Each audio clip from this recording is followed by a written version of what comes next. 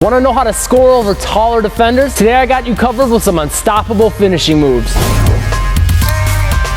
Hey, Coach Jesse Minch with Get Handles Basketball. Make sure you stay tuned to the end of the video. I'm gonna have a workout for you that's gonna help you take your scoring to the next level. Okay, the very first thing we gotta talk about is the floater or the runner. There's two different ways you can do it. It's gonna be more like your shooting position. Like in a jump shot, I'm a left-handed shooter and my hand's gonna be behind the basketball. I like to do these a lot of times more one-handed, but you might be more comfortable going two-handed and then just releasing it more like your jump shot. Whatever's comfortable for you. I like to do more of a knuckleball where there's really not much spin on the basketball, maybe a little bit of backspin. For you, you might be a little more comfortable putting a bunch of backspin. Figure out what works for you, just stick with that, okay? Work on doing it both off of more of a hop and jumping off both feet, but also work on doing it more off of a 1-2 step like a layup. There's gonna be certain game situations where there's a big defender moving quickly and getting that shot off of the 1-2 step is gonna be helpful. But there's also gonna be times where they're gonna try to meet you towards the basket, and by going into a hop, it'll allow you to stop short of where they're expecting you to go up for that shot and get it off quickly. Try to get the shot off quick and make sure there's a nice high arc on the shot. That's how you get those shots off the taller defenders. Put it even higher than they're expecting and get it off quicker than what they can react. Just get repetitions in on these floaters, doing them from the 1-2 step, doing the hop from different angles, finishing close to the hoop, finishing a little bit further from the hoop. I'll even work on getting these floaters and runners down from as far as 15 feet out from the hoop, sometimes even further, because if you can make that shot from even further from the basket, doing it closer is gonna be easier. But on top of that, if you can make those shots 10, 15 feet from the hoop, it's gonna make you unpredictable and it's gonna be quicker than trying to set up and go into a jump shot.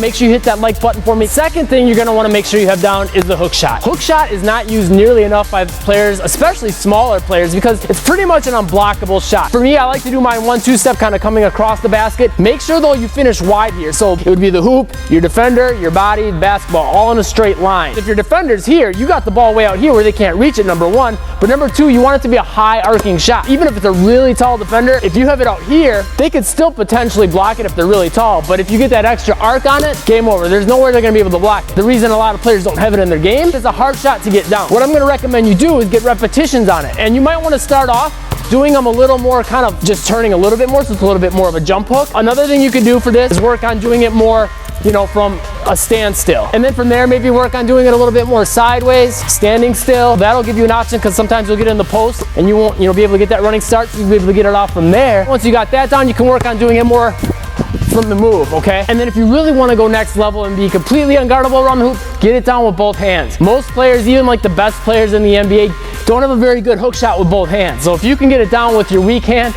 it's gonna help you a lot. So basically it would look like that. Comment down below, let me know what else you want to see from the channel so I know what to bring you guys. The next one is going to be very versatile. I'm going to give you a lot of different ways you can use it. It's either the scoop or the finger roll. So me, I like to do it more with really, again, not much spin on the basketball. Some players like to really roll the ball off their fingers, so there's a lot of spin. Again, go with what works for you. The reason I like it is I can kind of use it almost like a floater or a runner. A lot of times I'll kind of interchange which one I decide I want to do. From further out, typically you'll want this to be a little bit more of a higher arcing and quick shot. Again, this is going to allow you to get the shot off more quickly than setting up for a jump shot, because you got to get your feet set and all that. It takes a little bit longer. I'll work on doing this 15 feet, even all the way out to the three-point line. So again, I'm more comfortable doing it closer to the hoop, but I also feel like I have the option to get it off around 15 feet in games, and defenders don't see that coming. You can also use this to kind of get your defender to come and get him to think you're going to finish here and then kind of come under and go under more for like a typical layup. Again, quick, but not as high arcing to get it more in kind of tight to the hoop. And this last one isn't necessarily a finishing move. It's more of a concept and a technique I recommend you use a lot. Taller players aren't going to usually be as quick as you if you're a guard, right? And you're going to be a little bit more agile moving horizontally, right? So use that to your advantage. So don't always try to finish over them. Rather try to finish around or past them, right? So if you know they're going to try to jump and go for the big block right here, why try to finish over the top of them? That's what they're waiting for you to do. I like to really get close to them and kind of not be moving full speed, and then use that last second burst to get past them right when I'm by them and finish around them. The other way you can use this though too is if they're here going to be waiting to block your shot by the hoop, don't wait for them and try to finish, over them. Instead, come here and then you can go up to that reverse. That's the fourth one, and that's the one I use a lot. Now, if you found this video helpful and you want to score more in games, make sure you click this link right here. That's a free workout that's going to help you boost your shooting percentage really quickly. It's 100% free. Just click that link, pop in your email, and I'll send it to you right away. And if you found this video helpful, make sure you click that subscribe button and get on that notification squad to catch the newest tips, tutorials, and drills. And make sure you check out this video. You'll probably like that as well. And check out this playlist. Thanks for watching. Stay tuned for more and get buckets today.